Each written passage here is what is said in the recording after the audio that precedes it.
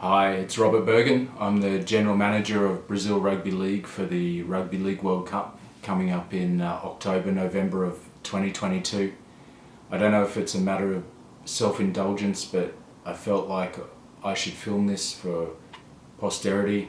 Although I try to tell myself I have a great memory, the details get lost in time these days. A lot of things are going on, so I wanted to keep this as a bit of a memento on this journey, what's been an incredible journey, and perhaps for my partner, for my family, and anyone in the rugby league world who finds this interesting. I wanted to interview myself in essence, because I deal with the media a lot. My background's the media, and I've done a lot of interviews about the Rugby League World Cup and about Brazil's history and participation, but I feel like sometimes the key questions are missing, the ones that I'd want to know, and I think there's probably been some things unsaid along the journey that add to why this has been so incredible and so heartfelt on a number of fronts. I'll start with the question I get most often, and that's, how did I become involved with rugby league in Brazil? How did rugby league come about here? What's the history, etc.? So in terms of the nation, there was an indigenous man from Queensland, Conrad Ingra, who came over here and was teaching north of Rio de Janeiro, and he decided to take some time out from class and teach people about Australia by way of sport. And he played rugby league. He's actually related to the Coolwell family and to some other families in rugby league that have achieved quite a lot. And so yeah, he was, as part of his Australianisation of his classroom, he taught them about boomerangs, etc., but he also taught them rugby league, and they were playing sort of very humble surrounds, and I think they played with a water bottle to start off with. And this is like the late 2010, early first decade of the 2000s. And then a couple of years passed and not much happened. There was a small competition also started by a teacher in Beja Guando, which is a very small area in Espírito Santo, and basically they had 3 teams from a small village, mostly from the school, who were participating against each other. So the history is that it really came from people who came over here to teach at schools or through the church. But I guess the truth is that it wasn't overly coordinated. It was a bit piecemeal at that time, just sort of on people's whims and availability. And then around 2013, we expanded this idea of Latin Heat, which I'll talk about later. And through Latin Heat and Latin American Rugby League, we got to know a bunch of guys who were interested in forming rugby league in Sao Paulo. I think there was about 25 guys at the time, and they were going to be called Capital Rugby League, and they had like a knight as their logo, and their colours were red and black. And this went on for about 6 months, was in correspondence with them, and then they just never had anyone to play. They would train, it wasn't overly coordinated, but yeah, there was essentially 25 guys around around Sao Paulo that had a passing interest in the sport, no one to come up against. And then if you fast forward a little from there, I came to know a gentleman called Hugo Froese, and Hugo lives sort of 6 hours from Rio, 6 hours from Sao Paulo, up in the mountains in Minas Gerais, in a town called São Lourenço. And São Lourenço is not what you'd expect of Brazil at all. It's almost like a little German or Austrian chateau town. It has steam trains, it has hot spas, it's got cobbled streets and very, very European architecture. Anyway, I ended up talking to Hugo for quite a while on a journey over here in 2015, so we've been talking for maybe 2.5 years by then. I came over and me and my wife took a bus out there. It was funny because there was was a landslide actually as we were going up the mountains to get there, and it had been raining, I think, on and off for 2 weeks by that point. So we weren't even sure the journey was going to take place. We got there, we invited a gentleman from Argentina, Carlos Varela, and when we met up together, it was really special. We got to train people in the Central Park in town, which is right near the city centre. We all had dinner together. We were speaking English, Portuguese, Spanish all at once. My wife Jill, God bless her, she was translating for the best part of it, and she got a huge headache from translating 3 languages. Yeah, she's an amazing person. But from there, we really formed a bond between the 3 of us, and we became quite trustworthy.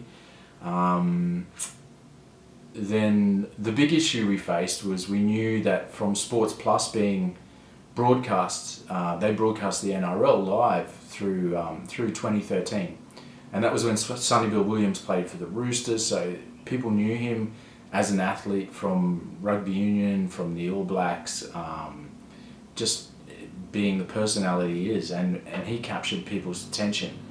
So when the Roosters won the grand final that year, people in Brazil were actually really into the sport, and I believe it had the 6th largest crowd, or sixth largest TV audience for the 2013 NRL grand final was in Brazil, which is pretty cool. You wouldn't think it. And then Hugo was the key. He started coordinating interest between the different regions, and you've got to keep in mind Brazil is a geographic area as large as Australia, so it's the 5th largest country in the world, but it also has a massive population, 10 times the amount of Australia, and it's spread out differently. So the way that Australia is, we hug the east coast mainly and a little bit of the west coast, whereas in Brazil, there's a lot of population in the southeast corner around Sao Paulo and Rio, but the big cities are spread out. They're like quite equidistant, I guess. So you've got towns like Manaus and Cuiabá and Brasilia and Goiânia, which are more towards the Amazon, and it takes thousands of kilometers, and because the roads here aren't as easy, it takes extra time on the roads too. Anyway, it was an immense task, but Hugo managed to bring everyone together, get the teams playing in a league, get people following the same sort of channel. So that, really, rugby league owes a debt of gratitude to Hugo, and I think rugby league, I'm talking about rugby league in the world, not just rugby league in Brazil. He's done something in, the 5th largest country in the world, which is, just unbelievable, and which the ambition and the dedication would be so perfect if it was multiplied across the sport. So anyway, that's the story of rugby league from a Brazil's perspective. The story of my involvement is, and I've told this quite a few times, but there's little aspects I can tweak. My parents had quite a messy breakup when I was like 8 years old. I didn't really want to be spending time around the house. I had to move schools. Being a redhead kid at a new school, having anger issues, I didn't make a lot of friends easily. In fact, I probably got in more fights than I had friends for the first couple of months. And then this one Argentinian kid was just particularly nice to me.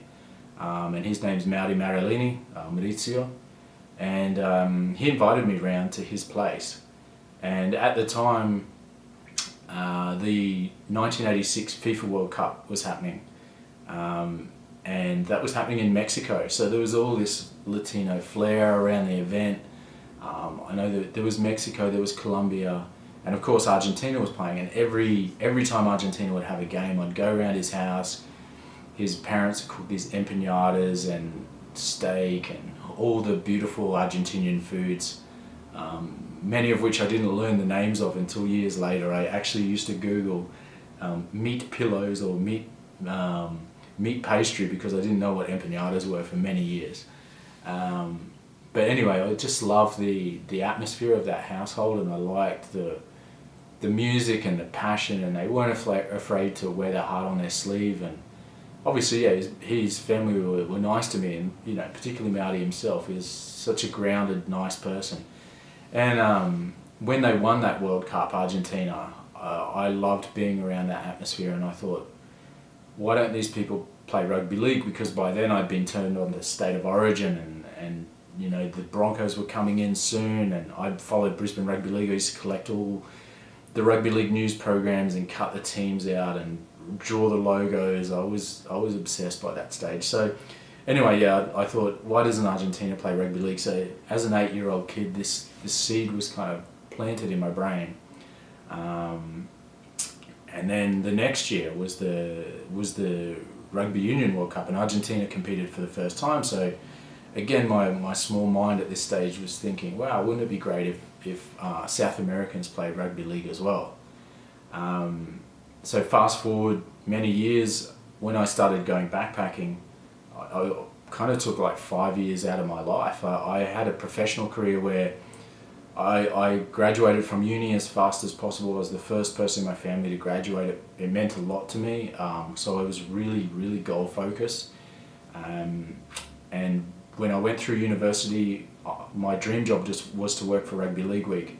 And I used to annoy the editor, Tony Durkin, with a story every week for 2 years before he even said come in and have a trial. And then I came in, and thankfully I did okay. He invited me back. I worked the first year, I think it was for $200 a week, but extremely thankful to Durko. But anyway, from there I kind of accelerated through the ranks of rugby league. I was working for Rugby League Coaching magazine, which is a manual that helps teach new people about the sport and gives exercises, etc. I started working for News Corp. I started working for Australian Associated Press. This all kind of snowballed, and then I ended up getting a position as the first media officer for the Queensland Rugby League via Ross Livermore and Billy Hunter, two guys I got to know really well. So I spent 5 years there, and by the time I was 27, I'd worked so many hours and just been completely goal focused. I didn't spend a lot of attention having girlfriends or taking time out, having holidays, anything like that. So when I got to 27, I really wanted to travel the world. And yes, I set off backpacking, became my new passion. So from rugby league, my new passion became travel. And a huge ambition of mine was to see as much of South America as I could. And there's a whole bunch of stories there I could tell, but that'll be a book for another time, I think. But anyway, the story from there is I travelled South America extensively. After sort of my 5 years of travel were up, I went back home and I thought, what can I contribute? How can I stay in touch with Latino people and Latin American culture? And then I thought, well, I know quite a lot of people in rugby league. I had this little idea when I was a kid to bring rugby league to South America. Why don't give it a go? Like, why not try and make a difference in the world? And there's a few things that are going on in the background here. So the very first time I came to Brazil, I came for Carnival in Rio in 2010. I'd sort of travelled the rest of South America before then, so I was speaking Spanish when I arrived here, and I didn't know hardly any Portuguese. But yeah, I came in to Rio. I got my hair cut for Carnival. Back then I used to have crazy haircuts. Now there's not much happening here. But yeah, met some really nice people, mainly English people. That first night I stayed in a backpacker complex near Botafogo, and I woke up in the morning and I had 11 missed calls on my phone. And I thought, well, this is not usual. When I was travelling, I'd hardly hear from anyone back home, or if I did, it was through the internet. And then I looked through the missed call names, and it was from like my sisters and my auntie. And then I managed to get hold of my younger sister, and at the time she was, say, 15, 16. And she said, our mum's died. and it was really unexpected. That year I'd spent a lot with my mum. She after she had all of the kids, she kind of got out to 160 kilos, and she wasn't a sporty person. And one of my big ambitions, I like to change things around me. I really wanted to help my mum's health. I felt she was going to a bad point, and it reflected not just in her physical capability, but I think in sort of her psychology and different things that happened to her. She let happen to her because she didn't have confidence in herself or a high opinion of herself. Anyway, me and my elder sister, who's only 2 years younger than me, we spent nearly that whole year with her, encouraging her to go to the gym. She was going like 4 times a week. She was eating really well. She ended up losing more than 30 kilos, and she won a competition. So when I left Australia at that time, my mum was probably the healthiest she'd been in a while, but you know, I wasn't a scientist. And then when I came here, I found out she'd had a heart attack, contributed to by pneumonia, and sort of she just dropped dead on the floor as they took her to the doctors. And yeah, it was really just a stark awakening. I didn't cry that first day. I don't think I cried much at all. It just felt numb. Mainly felt really bad for my younger siblings because I've got twin sisters who are finishing high school. My younger brother was just out of high school. I think it was his 21st was around that time. So just crazy. And the main thing, I just left straight away from Brazil. I spent a day looking for flights online to fly out within 24 hours, and because it was Carnival time and people were just travelling back and forwards from Brazil, it was so difficult to get a flight and so expensive. I ended up booking one, and for the next day it was 6,000 Australian dollars. And sort of the sideline to that is that I had onward flights from Brazil to go to England to visit my grandparents, and that didn't happen. I had to forfeit those because I went back to Australia. And so I ended up sort of losing my spending more than sort of $10,000, $11,000, and it took me a couple of years to pay that back. But anyway, I went back for my younger brothers and sisters mainly. But this is why the whole representing Brazil and encouraging the country and the people here means something to me. I felt like part of me changed, was left here when that happened. It was a really big shock. My mum was turning 52. She was 51 years old when it happened.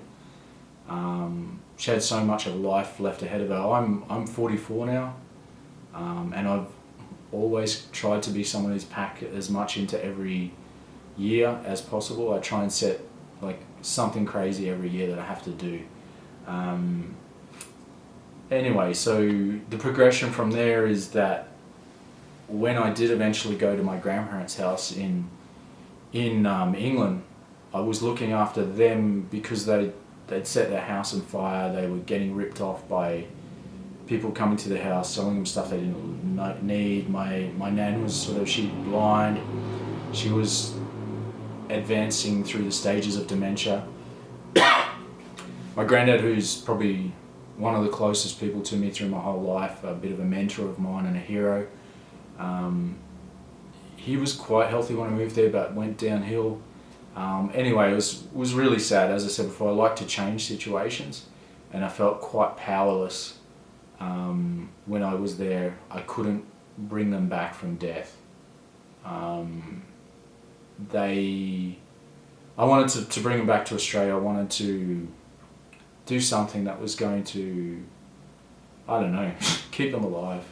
That's it. Anyway, so I spent many days there. I took on a bunch of jobs. So I went from working for the Queensland Rugby League, where I was, around the $100,000 a year mark. I went and worked for a local paper where I had to dress up as a SEAL and hand out free photos, free papers. I was freezing cold there. One night I slept in the SEAL suit in the office because we had deadline day, and there were still stories to do, but I was getting paid £8 an hour working there. Anyway, it just felt like a bit of a dead-end situation where I couldn't do anything for my grandparents. I wasn't advancing my life. I started to play a lot of Football Manager on my PC. So Football Manager, for those of you who don't know, it's like a strategy simulation game. It's not where you kick goals and run around the field and pass the ball like you play against your mates. You build rosters, you negotiate with sponsors, you face the media. It's all the management side to professional sports. And I ended up playing it that much and put so many hours in that I started to think, why don't I do this in reality? And really, that is when the whole idea of Latin Heat Rugby League and spreading Rugby League through Latin America and Brazil being part of that, it all came from playing that game and then sitting back and thinking, hey, your life exists in a computer screen. Let's take that outside. Let's turn that into something. So I hope for any of you at home who are watching this, who think, I'd love to take a team to a World Cup, I'd love to make a difference with sport, I'd love to change things. This is my kind of message to you, to encourage you, because ever since that moment I felt like I can change things. And if you've got good ideas and you're willing to put in the work in sport, you can do it. A big part of this along the way, after I moved to my grandparents, which was one of the hardest parts of my life. My mum just died, my grandparents are going downhill. They both ended up passing away within the next 5 years as well. So I lost probably the three closest people to me in my life. And I don't have contact with my dad's side or anything like that. So it was really a finding of purpose. But the cool thing, or the blessing that came out of this time in England, was I used to go to a gym. I worked at a gym in Lincoln for a while, in Lincolnshire, which is it's a beautiful town, and I really liked my time there. But if you're not sort of working in the medical industry or aged care, or you're a student, there's not a lot to do there, like career focus wise. But anyway, I was there going to a gym, and I met a Brazilian girl, Gilmara, who many years later, well, three years later, became my wife. But we were only friends for the first year. Actually, funnily enough, I've got a tattoo of Brazil here that I got before I met her, just because I loved my experiences traveling through South America, and I've always been a geography geek, so it's kind of all these little coincidences come together.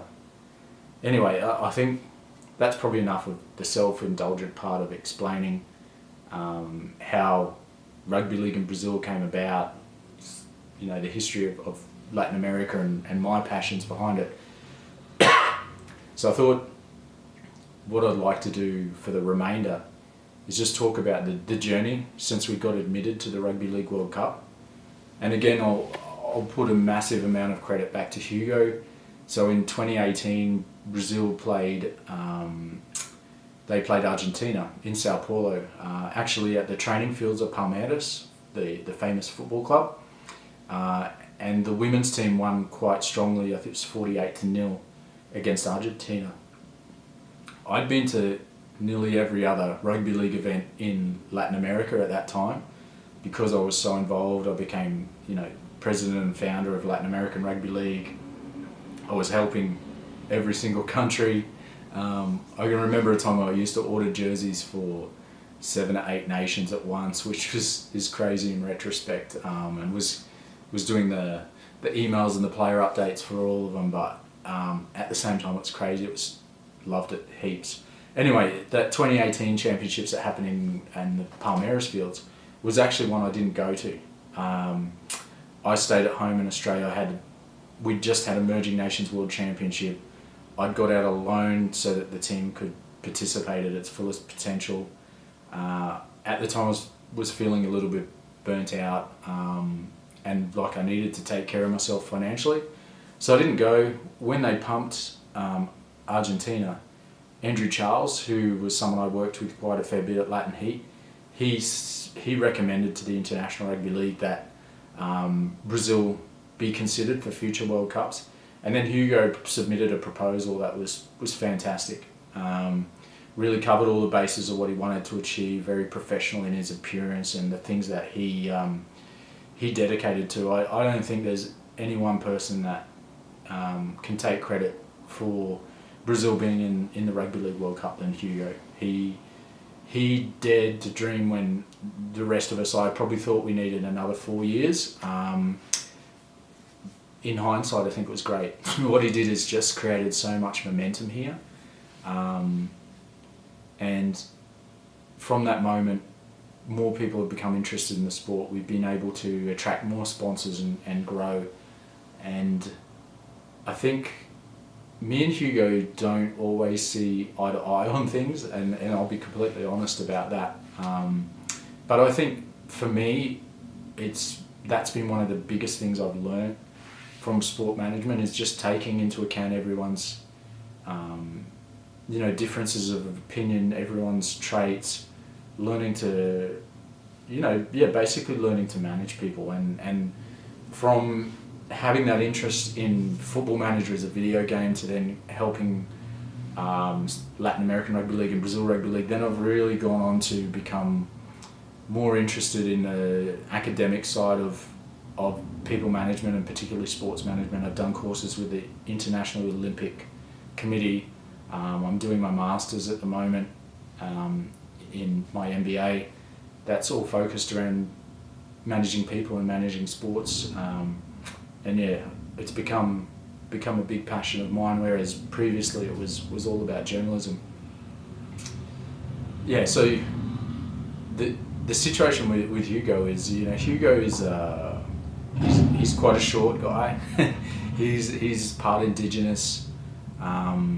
He has Asperger's syndrome, so he can be very particular about things, and he doesn't like confrontation or being in the spotlight. So I tend to do a lot of things in terms of facing the media or issuing press releases and even presentation of medals. Hugo gets really shy when he has to present medals or trophies at an event, so quite often I'll do that. And now we've got Paul Grundy on board, who's sort of come on board the last 3-4 years in terms of development, and now he's our national head coach. He used to be a level 3 coach and accreditor in Queensland and Australia, and coached the Sunshine Coast Falcons in the Fogs Cup and numerous junior selection teams. So he's quite an experienced guy. But we will end up doing all those public integration events or anything that people are watching, because Hugo is quite shy.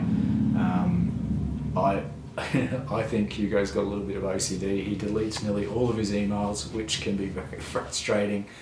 But he loves to make lists, and the other side to that is he will pursue and chase leads till the end of time. He's great at remembering people's names and what their situation is. But I think he's been very courageous.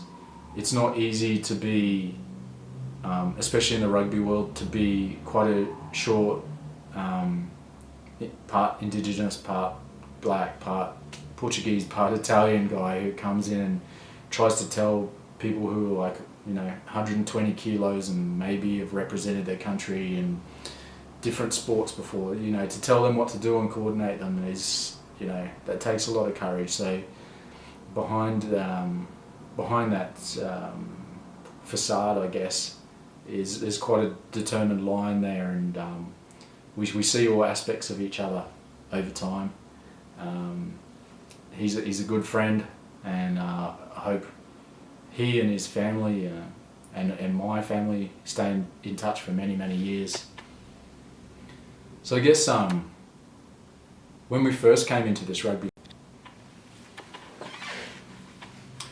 when we first came into this Rugby League World Cup journey, when the announcement was made, the staffing was myself as manager, Hugo kind of as our CEO, Matt Gardner as our head coach, and Andrew Charles as the assistant coach. And I'd known Matt for, I don't know, maybe like four years by then. He'd been the captain of Latin America at the Emerging Nations World Championship. He played really well, got selected in the World Merit team. I felt pretty close with Matty, where I kind of resonate with the type of person he is, and see his sense of integrity and how hard and professional he was. And then Andrew, I know, had been a huge supporter of rugby league in general. He's worked a lot through Asia with developing rugby league. He's always had time for emerging nations. He's refereed, he's coached, he's written about it. He's just done a whole bunch. But yeah, one thing that hasn't really been discussed is that those guys won't be with us on this journey to the World Cup. Different things happened along the way, and that would be, I would say, definitely that's the hardest part of this whole campaign, has been the 2 times where we kind of had to part ways with those guys. It wasn't on completely friendly terms, I've got to say. Particularly with Matty, I tried until the absolute last minute to keep Matty involved. He had a lot going on at that point in his life, and there were lots of different forces at play. One of the things that you can't underestimate here is Portuguese, and how different a language it is, and how communication, both current communication when you're in person, but also just consistency of communication, how important that is to the players, to the sponsors, to the other administrators.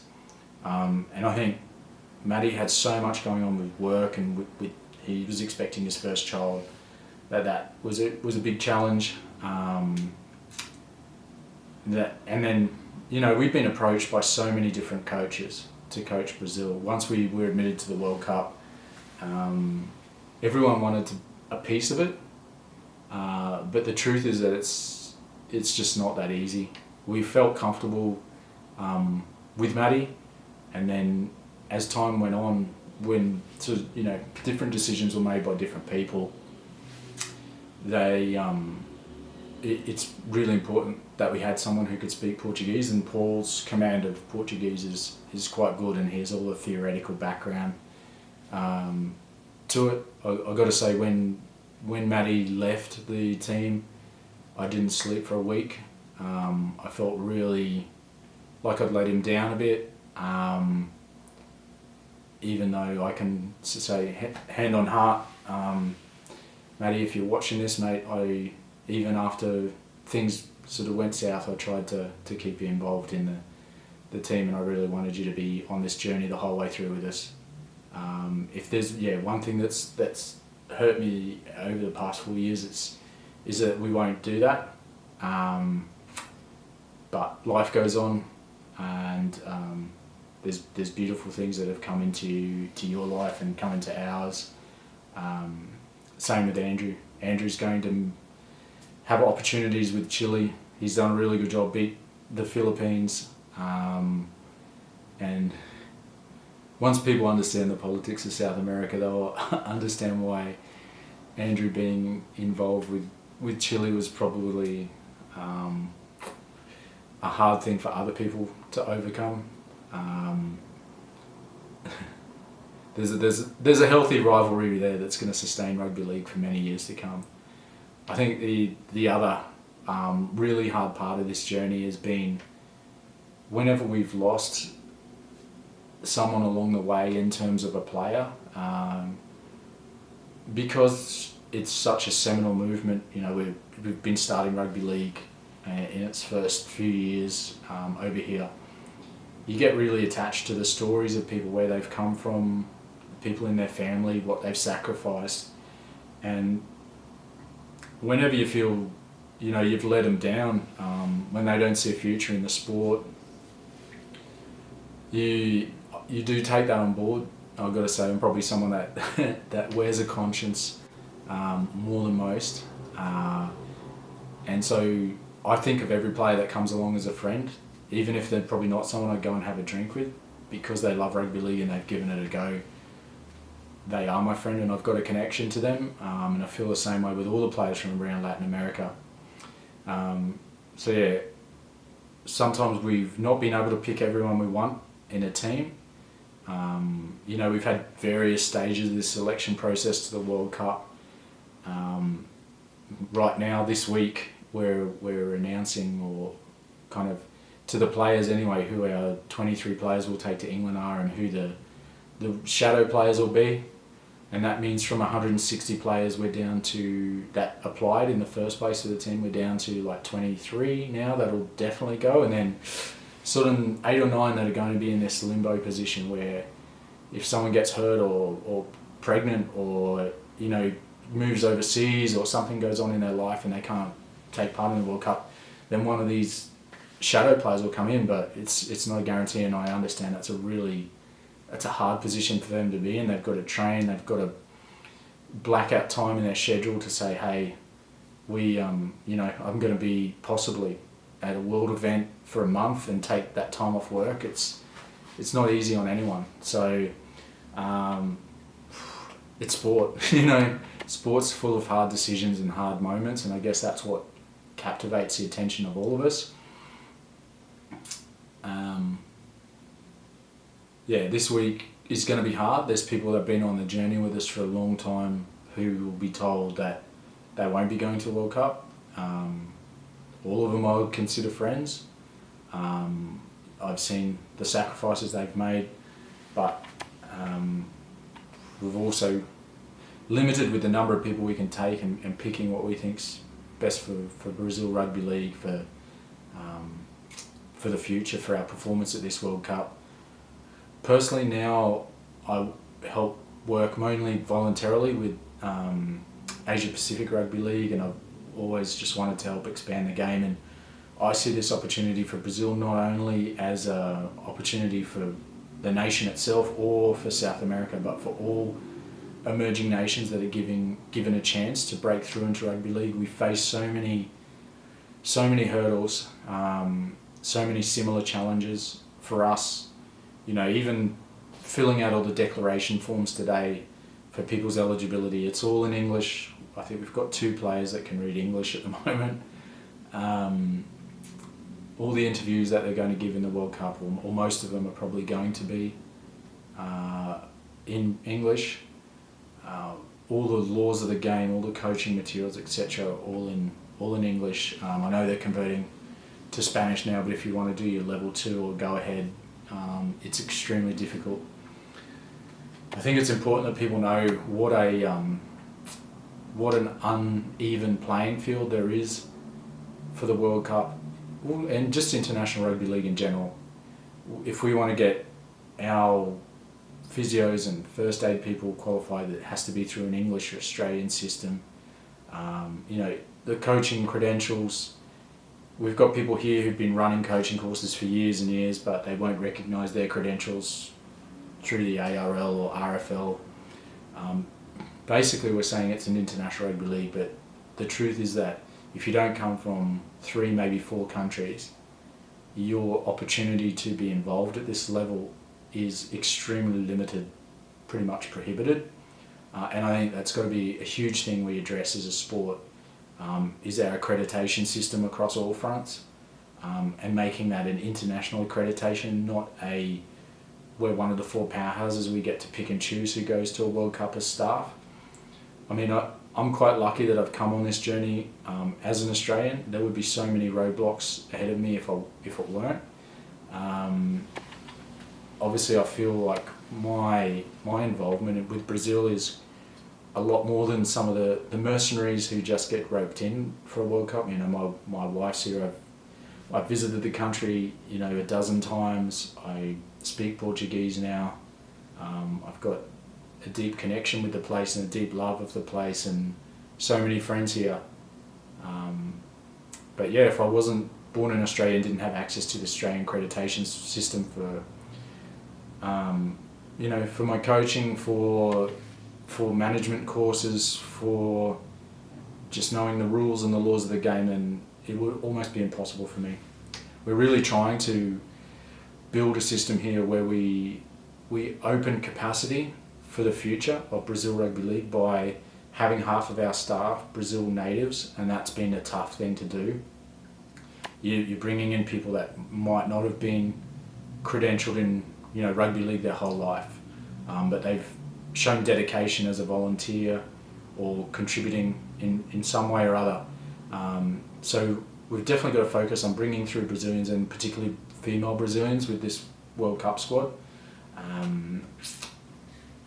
I think if we want the sport to be lasting here, it's got to be people other than me and Paul making decisions in the long run.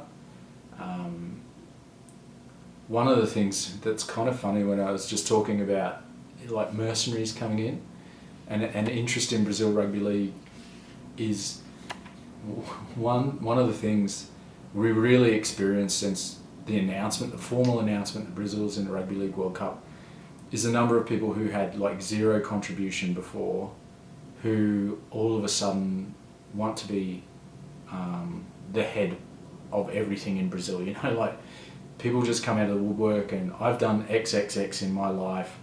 I think I should be the person to take you to the World Cup. And the truth is, it's a totally different landscape here. You know, I really appreciate, I'm not, sorry, it probably sounds really nasty of me in some respect, but there have been people that have applied that have fantastic credentials, and I really appreciate those people and the people that did it nicely, that came across, you know, quite humble in their approach. But we did have other people who really talked themselves up and said, you know, basically, nobody in Brazil knows what they're doing. I need to run the show, but they couldn't speak any Portuguese. They wouldn't have known a single one of our players. They wouldn't have known the clubs. They wouldn't have known the distances. They wouldn't have known the culture.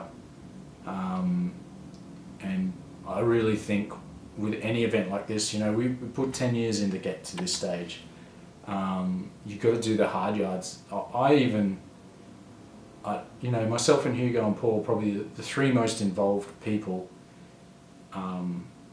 at this level, along with Hugo's brother Gilberto, who runs our commercial side and presidency and legal work, etc. But even with us four, I feel like there's gaps there. You know, we don't know 100%, but anybody who's walking into this for the first time, look, it wouldn't matter if you're Wayne Bennett at this stage.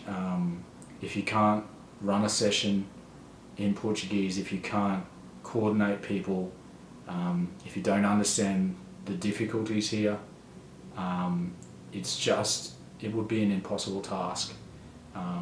There's a lot to be said for that local knowledge. Now, I'm not saying we're going to go to the World Cup and we'll kill it, although I've got pretty good expectations of these girls, the squad that we're assembling. But I think we're doing it the right way. We're really trying to build something from the ground up.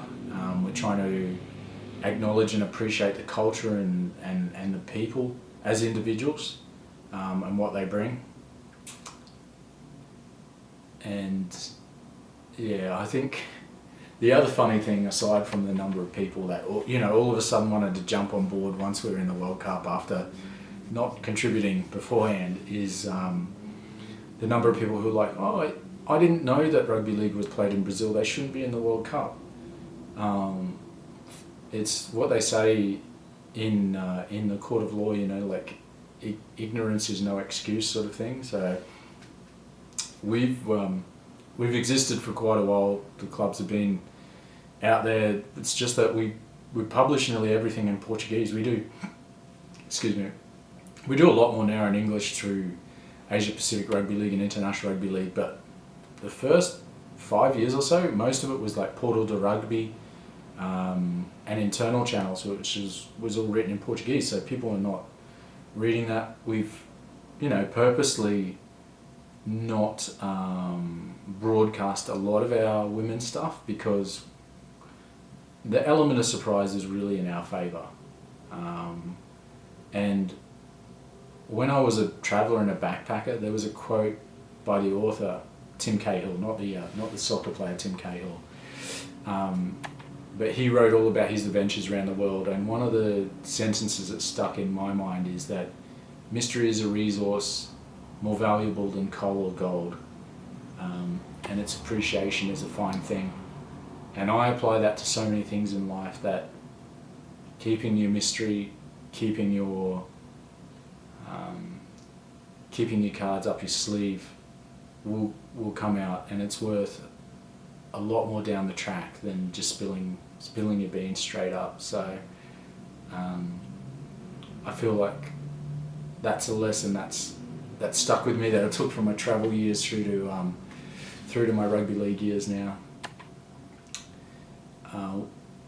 When we announced the squad, the thing I'm looking forward to most is the reaction from people's families, from their local media as well. It's going to be so huge. Some of these girls, or ladies, sorry, come from backgrounds where they haven't had a lot. They've come from small towns and cities. Suddenly they're going to be flying to England. A lot of them are going to visit landmarks that they've only ever seen in movies, getting their passports for the first time, going to a stadium where, over here, rugby league's got better. We have a 20,000 seat stadium in Mullingar, but we could never pack that out. Truthfully, the largest crowd for rugby league here would probably be sub 1,000. We're going to go to play the opening game, Leeds Headingley Stadium, possibly 20,000 people packing it out. They're already saying it's the biggest crowd for a rugby league game, a women's rugby league game in the Northern Hemisphere. There's so many aspects to it that I can't imagine what's going to be going through the girls' minds and through their veins and through their hearts when they walk through the tunnel out onto that field. The Brazilian national anthem is played for the first time at a Rugby League World Cup, and they're standing arm in arm, representing a nation that they care so much about. It's going to be one of those adrenaline-inducing feelings that you wish you could bottle. And I know I'll be there on the sidelines in a supporting role, but it won't be anything like those girls are experiencing out on the park, which will be just amazing. There's one girl in the current squad, I won't say her name just yet, but she'll know when she sees this later. And one of the very first training sessions I ran over here, she was knee high to a grasshopper, seriously tiny, but she was just ferocious with everything. She'd never played rugby league before, never experienced it, and she was just attacking everyone like a terrier. There were guys there who were 110 kilos or more, and she was going at their legs.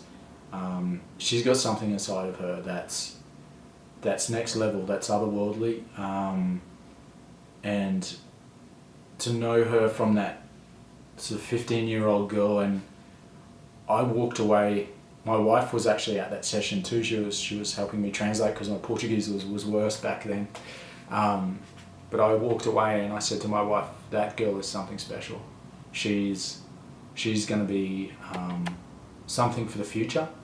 And actually I didn't think she would be ready by this time, but when her name's read out, I am going to feel a huge sense of pride for her journey. It's only this week that I spoke with her and we talked about our upbringings, and she didn't know her dad from sort of like the age of 5, and my situation is I didn't really know my dad from the age of 3, even though he was in and out for a while until I was 8, like I say, and I met my Argentinian friend.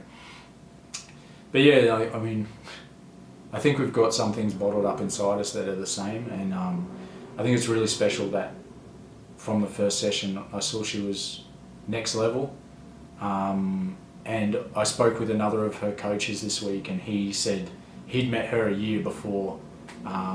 He's a native Brazilian coach, and he was travelling around to schools, and he said the first time he saw her in a rugby clinic for Union, he rang up his boss straight afterwards and said, there's a girl here who is just like on a crazy level. So when you watch this back, and maybe that won't happen because this is all in English, but other people are going to know who I'm talking about, and it's incredibly special. I will say, when I was a kid, I used to play in the same junior rugby league team as Sean Burgin, who went on to win a premiership with the Broncos, went on to play State of Origin, went on to represent Australia, and the total bull at a gate attitude of him is the closest I can describe to this player. Yeah, so that's pretty cool. And then there's others I know, who've come from backgrounds where they've not had rugby league balls to train with, they've not had food, they've not had lots of different things. We'll make huge sacrifices. So that's going to be the part that we share as a group through this journey the most, and what we'll all share later on in life is that to change the course of history in rugby league, we all had to make huge sacrifices, quite selflessly. And in this room at the moment, you probably can't tell, but I'm actually in like a $35 a day hotel for the next 2 weeks, trying to get all the paperwork and documentation done for the World Cup. And probably sounds quite snobby me saying that, because $35 a day here is quite nice, and this is actually quite a reasonable room. But yeah, I'm trying to save money, skipping lunches every day, so that I can draw out what I have available to take me through to the World Cup, and then I can spend more time in Brazil and get to know the players better, spend some time one-on-one with those who are selected, and make sure we go in knowing we gave 100%. It's really, really important. Anything that I've tried to take on in my life, I don't like to leave questions unanswered. I like to apply myself. I'm a bit of an obsessive. But yeah, it's not all about me, and I can see that in the other people as well that are involved with the team. So expectations from the World Cup. Last World Cup, Canada made the semi-finals in their first appearance. This year, so our draw is going to be, we got England in the first game, then we've got PNG, then we've got Canada. It's a really, really special layout. So first game's in Leeds, so my first time I lived overseas, or I lived in York, which is just up the road. I went to see the Utah Saints play in Leeds, one of my first and fondest travel memories. Then when we play PNG, we play in Hull. All my family's from Hull. My late mum, my grandparents used to live there. I actually scattered the ashes in the Humber River, which flows past, not far from Hull KC Stadium. My mum was born on the same street as the stadium. My grandfather used to drink at the pub over the road. So much wrapped up in that. And then we come back to face Canada, who, as I say, they qualified for the semi-finals. We faced them in Leeds again. My belief is that we can get to the semi-finals. I think we've got the quality of players, we've got some strong strategies that can get us there, and I think we've got the passion and the application to do it. Anything less than looking to that stage, to me, is conceding defeat, and I kind of won't be a part of that. I don't see the point in doing it if we're not going to try and at least get to that stage. So it's going to be tough. You know, the England girls, They all play in a structured competition, you know, more than a dozen games a season. We can't in Brazil. It's we don't have the money to bring everyone together as many times as they do over there. We don't have the coaching resources. Again, going back to that equitable situation with development. And then PNG, they beat England last time.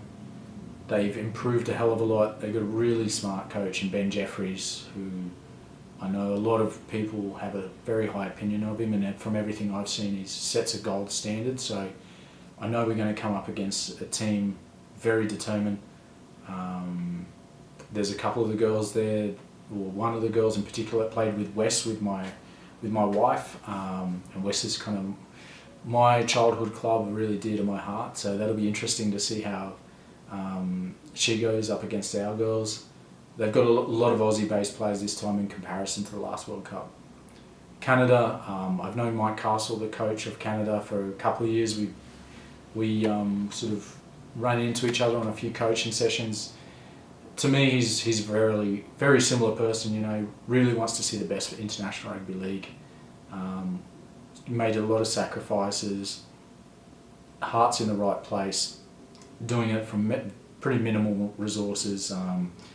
So yeah, I think after all the games are over, wherever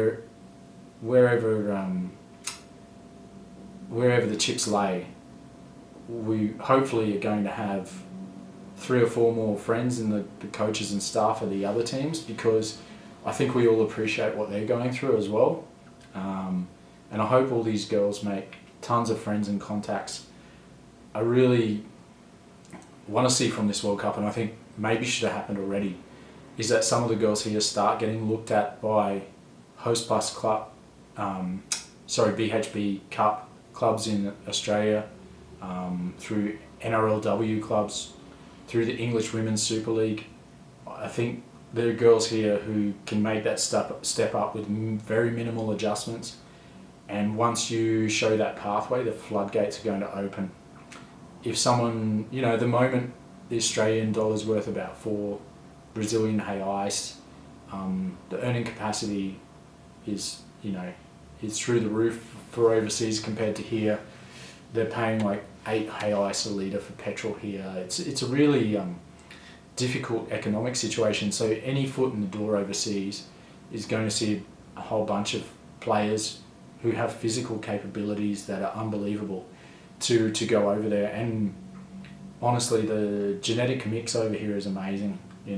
Obviously it's Portuguese extraction, but there's a lot of people with Germanic or Scandinavian blood here, especially in the south, mixed in with all the African descendants that came across in previous centuries, and you get some really tall, strong, powerful physiques that are just incredibly difficult to stop. I saw a kid yesterday, played his first game of rugby sevens, went out to watch him, and he scored 2-3 tries. It was just lightning quick, and he'd never had a background in the sport. So I think when you get some of those guys and girls into a system, the things we could do would be amazing.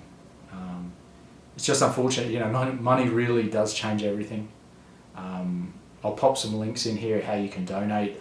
We've got some great sponsors, so Steak, who've come on board, and Progatis, who are on the back, so Agrimix, Shield Security, guys like that, they've really contributed. But the difference money can make is huge. Sometimes I feel that we let down the players because we can't give them absolutely everything for their preparation, but it does.